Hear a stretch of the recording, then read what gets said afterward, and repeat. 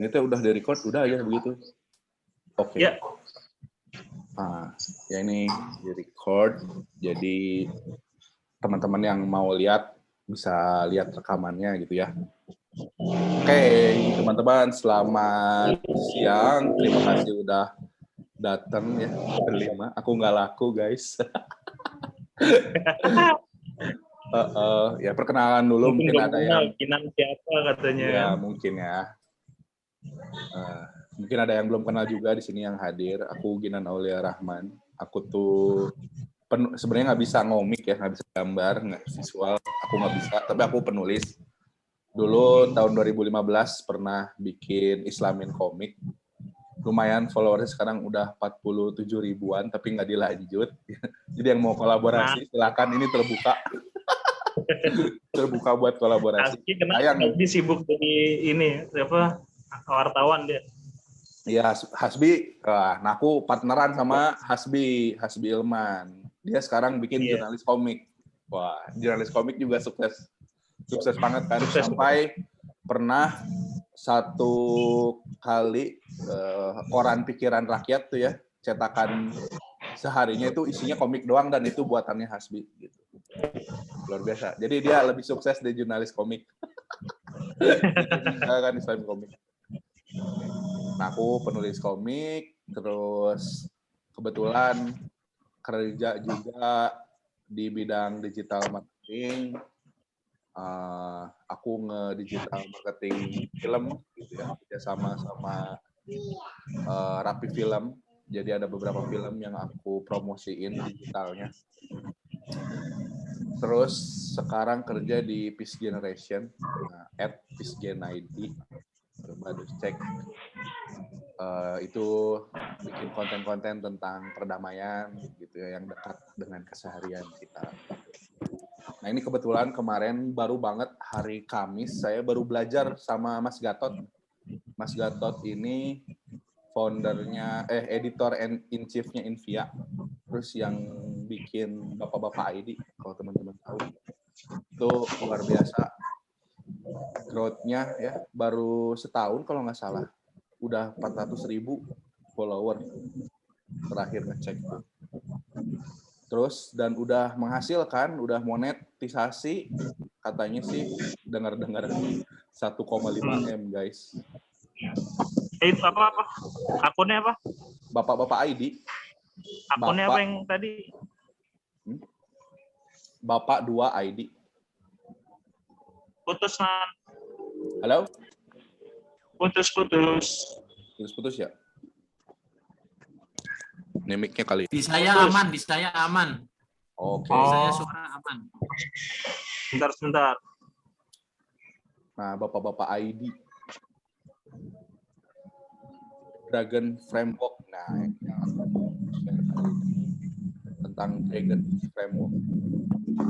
Gimana caranya bikin konten yang tidak bisa ditolak gitu. Orang tuh jadi pengen nge-share, pengen ngomen gitu. Dan pokoknya ketika lihat komen kita, dia jadi ter-trigger gitu, do something. Ternyata ada formulanya. Nah, sebenarnya ini juga kalau teman-teman search Dragon Framework ini bisa ditemuin di domestika.com. Itu Domestika tempat untuk belajar skill dan knowledge dunia kreatif ya. Nah, ini Dragon Framework nih asalnya dari .lang. Nah, Dragon itu sebenarnya singkatan dari D-nya dialog, R-nya relatability, A-nya authenticity, G-nya give value, O-nya opinion, N-nya niche, S-nya selling and scaling. Nah, yang aku mau bahas yang ini Dragon tanpa S ya. Jadi tentang dialog, relatability, dan sampai niche gitu. Nah, ini ternyata kalau misalkan kita lihat akun-akun yang sukses ya, Bapak-bapak ID, Volkatif, USS Feed, Volix.media, semuanya teh ternyata bisa masuk gitu ya. Kalau misalkan kita lihat dari formula ini gitu. Karena dia memancing dialog, mereka konten-kontennya relate, terus otentik gitu ya, terus ngasih value, terus kadang-kadang mereka stand out dengan opininya mereka gitu, dan mereka sebuah bidang di sebuah niche ya, di sebuah apa namanya istilahnya kategori tertentu gitu. Mereka nggak menyasar orang umum, tapi mereka punya sasaran target orang-orang tertentu. Akhirnya justru malah bikin mereka lebih luas jangkauannya. Nah ini kita masuk ke poin dialog. Kita kan ya Instagram, Facebook, segala macamnya itu kan disebut sosial media ya. Dan itu disebut sosial media tentu ada alasannya. Karena dia adalah platform interaksi sosial. Jadi nggak bisa tuh kita hanya satu arah di Instagram. Nggak bisa. Hanya monolog. Hanya posting-posting doang. Dan nggak membuat conversation atau interaksi. Gitu. Biasanya konten-konten walaupun sebagus apapun kontennya gitu ya, tapi kalau misalkan nggak memancing dialog, nggak memancing conversation, nggak memancing obrolan, mereka akan punah atau nggak akan dapat engagement tinggi. Gitu. Sebentar ya, saya balik dulu nih, udah selesai. Oke. Dulu ya sebentar. Yo. Wah, muncul. Saya masih nyimak. Jadi penting untuk bikin sebuah konten yang merangsang untuk komentar gitu, berinteraksi. Nah, conversation generate higher organic reach and awareness. Obrolan itu akan memberi kita jangkauan organik yang lebih luas dan awareness yang lebih luas juga gitu. Nah, ini baru ya, aku baru tahu kemarin ternyata umur dari konten kita tuh cuma 9 menit. Jadi kalau selama 9 menit nggak dapat engagement, nggak dapat like, nggak dapat komen, biasanya dia nggak akan dapat reach organik yang lebih luas gitu. Makanya ketika habis posting di 9 menit pertama itu penting banget kita kawal kontennya gitu. Jadi jangan dulu ya udah posting terus cabut, kitanya nggak balesin komen gitu. Atau kan kita udah bisa share konten kita ke DM. Nah, kalau misalkan teman-teman punya close friend atau orang-orang fans yang udah dekat, nah coba di-share itu ke DM-nya mereka supaya mereka bisa lihat gitu. Jadi penting balesin komen, dan balesin komennya juga kalau bisa harus lebih dari 4 kata gitu. Karena kalau di bawah 4 kata itu dilihat sama mesin learning-nya Instagram kayak spam gitu.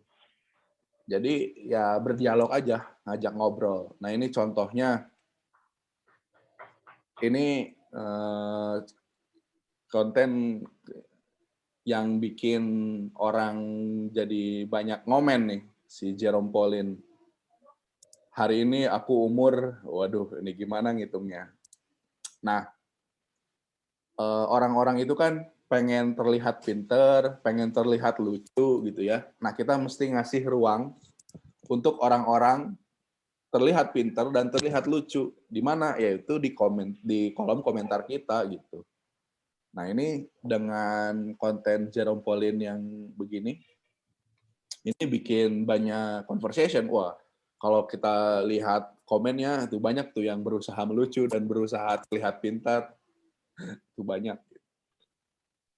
Dan ya ini ya, hal yang paling penting dari konten yang mesti kita ciptakan adalah dialog.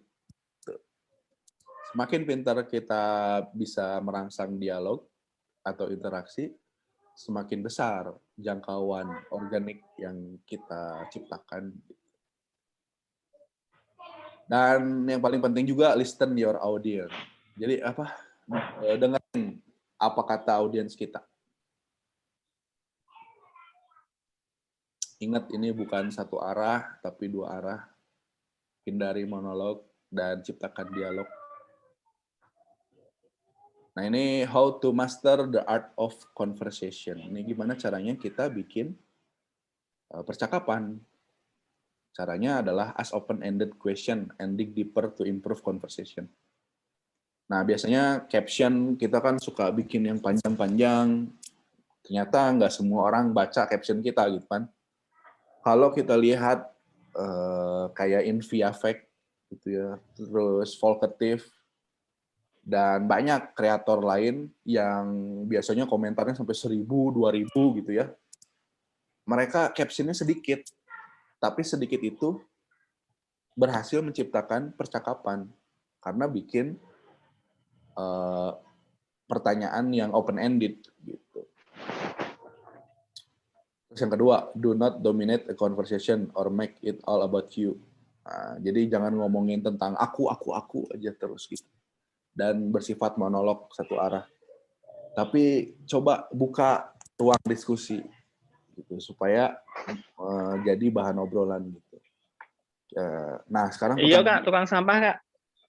Nah, sekarang kan kita ini kenapa kita bisa jadi teman sama orang? Karena kita sering ngobrol gitu. Dan begitu juga dengan audiens di Instagram, mereka akan menjadi fans atau bahkan die hard fans kalau misalkan itu rutin ngobrol dengan kita gitu. Terus show interest and curiosity in others. Ya jalin lah gimana sih kalau ngobrol seorang temen gitu kan, kita suka nanya yang lebih intimate, gimana kabarnya, kamu sehat nggak, gimana kerjaan, kayak gitu-gitu. Dan ya kita mesti curious sama audiens kita. Dan kalau kata Denny Santoso ada istilahnya content loop. Nah, content loop itu kita nggak usah pusing-pusing mikirin konten. Besok kita mau konten apa ya? Kita bisa menemukannya itu di kolom komentar postingan kita gitu. Pasti ada yang nanya tentang sesuatu, nah itu kita bisa jadiin konten untuk berikutnya. Dan kita nggak akan kehabisan ide akhirnya gitu. Makanya penting curious terhadap audiens kita dan menjalin hubungan dengan mereka. Strive of balance, give and take. Nah, kalau misalkan kita pengen di komen, kita juga mesti ngomentar postingan orang gitu. Dan jangan salah, traffic di postingan orang bisa jadi lebih besar dibandingkan ketika kita posting di feed sendiri gitu. Mungkin sekarang followers kita masih 300-500 orang gitu. Jadi kalau misalkan kita posting di feeds, yang lihat paling cuman berapa persen ya kan? Paling cuman 10-100 gitu. Sedikit banget yang lihat. Beda ketika kita di pin post, di postingannya tahi lalat misalkan. Itu yang ngelihat bisa ratusan ribu orang. Jadi penting banget kita bikin konten dalam tanda kutip di akun orang, yaitu di komentarnya. Jadi sering-seringlah ngomen. Jadi kalau pengen di komen, ya kita mesti berbagi komen juga ke akun-akun yang kita suka. Gitu. Jadi penting kita menjalin hubungan. Atau kita bisa nge-DM orang-orang yang kita kagumi gitu. It's okay gitu. Sekarang kan udah terbuka, tapi sayang banyak banget orang yang nggak memanfaatkan fitur-fitur itu gitu. Karena kita nggak tahu ke depannya mungkin orang yang tadinya kita kagumi bisa jadi mitra gitu kan. Kita nggak tahu akan seberapa dahsyat perkembangan akun Instagram kita gitu. Terus maintain an open mind. Nah ini penting ya. Karena pasti banyak apalagi kita konten dakwah ya yang kadang-kadang mesti stand up for something gitu. Maksudnya kita ngasih argumentasi yang memang kadang-kadang nggak disukain oleh segelintir orang. Jadi kalau misalnya ada komentar-komentar yang jelek atau komentar-komentar yang kira-kira ofensif ke kita, yaitu biarin aja atau ajak aja diskusi, balas dengan balasan yang ramah gitu. Kalau di dalam misalkan wajadilhum, maka berdebatlah kamu dengan yang ahsan, yang lebih baik gitu ya. Kayak gitu. Ya, misalkan kita tuh lagi dakwah, ngonten, pakai komik, terus ada yang ngomentarin, Kang, kan bikin komik itu haram. Ya kayak gitu, kita mesti open mind aja karena memang ada orang yang berargumen kayak gitu, it's okay. Nah, ini yang paling penting, bikin konten yang membuat conversation. Nah, kita lanjut ke yang berikutnya. Relatability. Nah, konten yang bagus itu justru konten yang relate, konten yang dekat dengan orang, konten yang nyambung sama orang. We need to make that is so relatable content. Nah, jadi, ketika kita bikin konten yang relate, konten kita tuh usianya jadi panjang. Ya, 24/7. Biasanya konten yang nggak dapat banyak like, itu berarti konten yang nggak nyambung sama siapa-siapa. Jadi relatability sama dengan likability. Semakin relate kontennya, semakin banyak yang suka. Nah, gimana caranya supaya kita bisa relate sama orang? Mainin emosi. Jadi konten kita mesti ada emosinya. Apakah sedih? Apakah senang? Apakah marah? Karena setiap orang itu dibekali dengan mesin empati dan simpati, kan. Kita bisa berempati sama kesedihan orang lain. Kita bisa berempati dengan kemarahan orang lain. Jadi penting banget bikin konten yang mengandung emosinya. Jadi kalau kita udah habis ngegambar, habis bikin sebuah komik, kita tanya ulang, ini konten saya ini emosinya apa? Kalau sama sekali nggak ada emosinya, flat, berarti kita mesti pertebal si emosinya. Gitu. Ya contohnya yang viral kan iklan-iklan Thailand ya kan, yang biasanya bikin sedih-sedih. Itu biasanya viral. Kenapa? Karena dia men-trigger emosi. Dan emosi bikin kita relate gitu.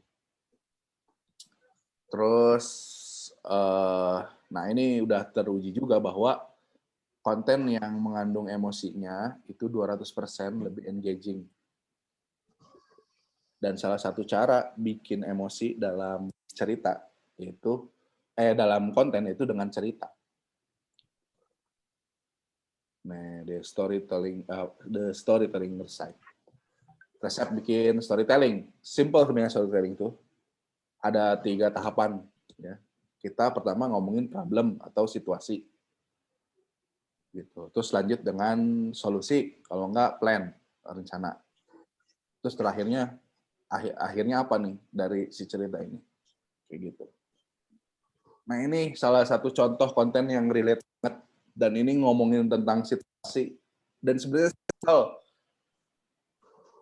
ini bapak-bapak ID. Ini dalam waktu 5 jam ada 8.761 komen. 8.761 love. Itu luar biasa. Cuman gambar monyet lagi ngantuk, dikasih tulisan, ini bapak waktu sahur. Udah segitu aja. Dan ini relate banget, karena memang ketika kita bangun sahur pasti begitu kan. Kayak gitu. Makanya ini konten tapi bahaya kalau di komik itu, Nan. Pasti itu. Sama kayak apa, adigum lebaran monyet itu loh. Oh. Ya, nah ini berarti kita mesti tahu juga audiens kita tuh kayak gimana ya. Iya. Ini storytelling yang sederhana banget.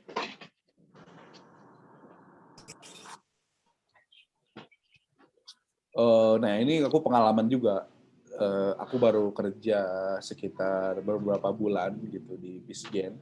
Bisgen ini salah satu NGO yang bergerak di bidang pendidikan perdamaian. Nah pas ketika awal saya masuk, itu konten-kontennya yang ngomongin soal perdamaian gitu ya. Yang sangat segmented dan apa namanya, ya kayak bahas terorisme gitu, bahas pencegahan radikal, kayak gitu-gitulah. Itu kan nggak banyak orang yang minat ya, dan nggak banyak orang yang relate. Nah ketika saya ubah kontennya jadi lebih sehari-hari, kayak misalkan bahas tentang overthinking. Overthinking itu bikin hidup nggak damai loh. Nah, gimana caranya supaya nggak overthinking? Begitu. Terus ngomongin soal mental health, tentang stres, tentang manajemen waktu, gitu. Pokoknya perdamaian itu dibawa dekat ke dan akhirnya meledak gitu si pertumbuhan followersnya. Pas awal masuk followersnya cuma 12.000, ketika udah 6 bulan saya benahin kontennya, itu sekarang followers di 51.000 gitu. Cepat. Jadi kalau pengen banyak like, banyak follow, bikin konten yang relate. Terus yang dari Dragon, A-nya itu adalah authenticity. Nah, kita penting banget being honest dan jadi otentik, jadi diri kita sendiri gitu. Your vibe attracts your tribe. Dan ini udah terbukti juga, udah dijalanin riset ke netizen. Ya, 90% milenial bilang bahwa sebuah brand itu mesti punya autentisitas gitu. Dan itu sangat penting gitu. Dan orang-orang sekarang lebih suka konten yang real dan organik, misalkan nggak banyak editan gitu fotonya, malah foto-foto yang tapi memang udah bagus itu lebih banyak disukain daripada konten-konten yang terlalu perfect dan terkesan benar-benar dikemas gitu, boring. Nah, coba deh lihat akun-akun yang punya banyak engagement. Biasanya tampilan profilnya itu nggak terlalu di gimana-gimanain gitu. Nggak warnanya sama, terus apa ribet gitu, pakai template, itu jelas kelihatan kayak robot gitu. Justru akun-akun besar biasanya si profilnya lebih random dan apa adanya aja gitu. Jadi penting jadi diri sendiri, nggak usah berusaha jadi orang lain atau apa. Karena sebenarnya banyak banget apa yang bisa kita ceritain gitu, bermodal dari keresahan diri sendiri. Susah tuh ketika kita berusaha jadi orang lain, mirip-mirip kayak orang lain gitu. Ya kayak Tai Lalat saja ya.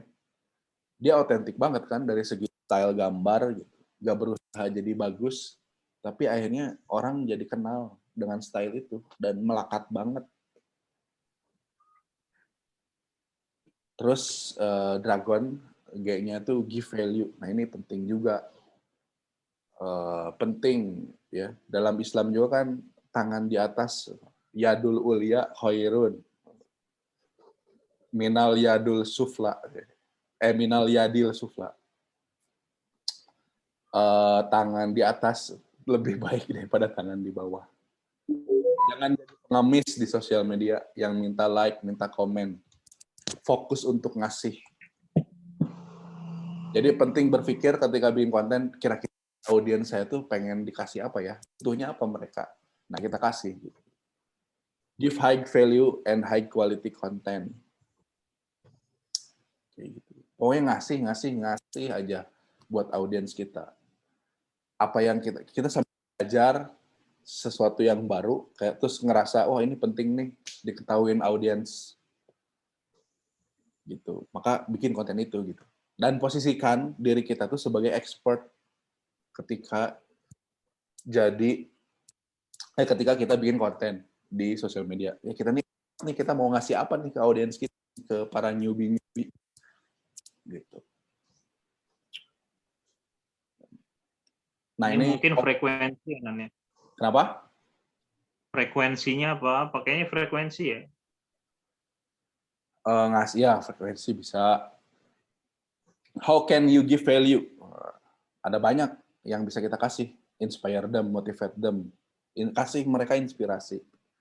Motivasiin mereka. Gitu. Terus hibur mereka.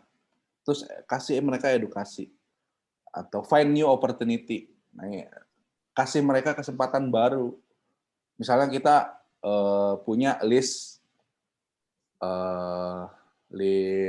apps yang kita biasa gunain gitu dalam bikin komik. Nah, kasih tahu mereka gitu. Nah, ini contohnya bagus tuh Omsku mulai berbagi kan konten-konten tentang bagaimana dia bikin komik PJB. Nah, akhirnya banyak komen dan banyak like-nya tuh. Terus save the time. Jadi kalau misalkan bikin konten yang gimana caranya supaya orang itu bisa menghemat waktu mereka gitu. Contoh ya, tips mungkin and trick ya. Tips and trick dalam ngomik. Bisa jadi kan kalian punya ilmu yang mungkin dari pengalaman kalian jadi nemu sesuatu yang bisa men-shortcut kerjaan teman-teman gitu. Misalkan, oh ada shortcut di MacBook kayak gimana, atau shortcut di Windows kayak gimana, atau ada trik-trik khusus gitu supaya bikin pekerjaan lebih cepat. Nah, itu bisa di-share, save the money. Nah, gimana caranya supaya orang jadi lebih hemat dengan uang mereka. Make their life easier. Make them feel and look good. Nah, pokoknya kasih aja kasih. Semakin banyak kita kasih, maka kita juga bakal dapat rezekinya tersendiri gitu. Nah, ini penting juga itu opinion. Opinion are like asshole. Oh, everyone has one. Opini ini seperti lubang pantat, semua orang punya. Maka pergunakanlah itu. Pergunakan opini. Stand for something to stand out. Nah, banyak konten-konten dakwah yang karena pengen bersikap moderat dan pengen bersikap ya udah mengakomodatif gitu ya. Jadi akhirnya nggak kemana-mana gitu. Dia opini. Penting, ya kalau misalkan punya opini, wah ini bagus nih, oh ini jelek, oh ini buruk, nah itu disampaikan konten yang kayak begitu gitu. Nah, karena opini itu bisa menstimulus dialog, conversation. Jadi semakin kita banyak opini, semakin tinggi engagement kita. Nah, ini adalah satu contoh yang si akunnya isinya adalah opini semua. Ini dude with sign. Ini menarik. Bayangin dia cuman pakai kardus gitu ya. Terus tulis opini-opininya dia punya 7,5 juta pengikut. Dan postingannya baru 149. Gila nggak tuh? Baru 149 kali posting, udah punya 7,5 juta. Nah, ini opininya dia. Lucu. Stop grunting in the gym. Jadi kocak. Jangan grunting itu kayak itu kan ngeluarin suara ngeden. Unik dan banyak banget komennya. Your baby is not 18 month. Your baby is 1. Lucu-lucu. Your dog doesn't want to wear clothes. Anjing lo tuh nggak pengen pakai baju. Kenapa lo kayak gitu-gitu. Jadi dia baru 149 postingan, tapi udah punya 7,5 juta follower. Jadi beropini itu bikin kita lebih stand out gitu dan stimulus percakapan. Nah, saya juga lihat nih salah satu kontennya Haijong yang banyak like-nya sampai 5.000 lebih dan komennya juga banyak banget ketika dia bikin cover yang sederhana, gitar, terus tulisannya musik haram. itu banyak banget, 5.900 kalau nggak salah like-nya dan komennya banyak banget. Nah, jadi penting beropini, apalagi kalau konten dakwah banyak banget pro kontra yang bisa diangkat banget. Tapi tentu delivery-nya juga ya mesti dipertanggungjawabkan, mesti valid. Dakwah. Nah, ini Nah ini juga banyak banget yang kita kaprah ya. Kadang-kadang kita tuh pengen banyak followers, gimana ya caranya? Pengen banyak pengen dapat banyak pengikut, banyak komen. Akhirnya kita nyasar orang umum gitu, orang yang luas. Padahal when you speak to everyone, you speak to no one. Kalau misalnya kita ngomong ke semutang, kita tuh sebenarnya nggak ngomong ke siapa-siapa gitu. If you target everybody, you target nobody. Kalau misalnya kita pengen ngejar semua orang, ya kita nggak akan dapat siapa-siapa. Jadi penting dan jangan itu apa? The niches go and each way. Jadi kita punya sedikit luas itu sedikit, yang penting dalam gitu. Ini ada contoh lagi nih. Nah ini menarik banget. Ini akun baru banget. Dan ini masih 125 postingan, tapi followersnya 22.000. Ini konten tentang rumah, gitu ya, dekorasi rumah. Dan udah sangat spesifik. Dia ngomong ke orang yang low budget gitu. Jadi ini rumah tanpa IKEA, buat rumah low budget. Jadi dia lucu. Terus akhirnya dia yang bikin banyak followers. Dia nge-review rumah Raisa gitu. Tapi perspektifnya adalah perspektif orang yang kere dan nggak punya duit. Kocak banget. Kayak misalkan dia nampilin toiletnya Raisa kan dari Toto ya. Mahal banget. Harganya bisa sampai 100 jutaan. Terus dia ngomennya dibandingin sama beasiswa LPDP. Jadi kayak, wah gila ini toiletnya Raisa seharga dengan beasiswa LPDP kayak gitu. Terus dia baru aja bikin konten ngomentarin tentang tanamannya punya titik amal gitu. Ada salah satu monstera apa gitu ya yang harganya 800.000. Terus dia ngomentarinnya gini, kocak banget. Wah ini seharga 4 kali BPJS kelas 1. Jadi ini kocak banget. Akhirnya dalam waktu dekat punya hard fans dan punya followers yang banyak. Karena spesifik bicara yaitu tentang interior dan desain rumah dengan perspektif orang-orang yang low budget gitu. Wah, jadi kuat banget gitu. Jadi kontennya pun kaya, perspektifnya unik, audiensnya banyak. Gitu. Nah ini juga ada sebuah hasil riset menarik. Ada istilahnya small viable audience.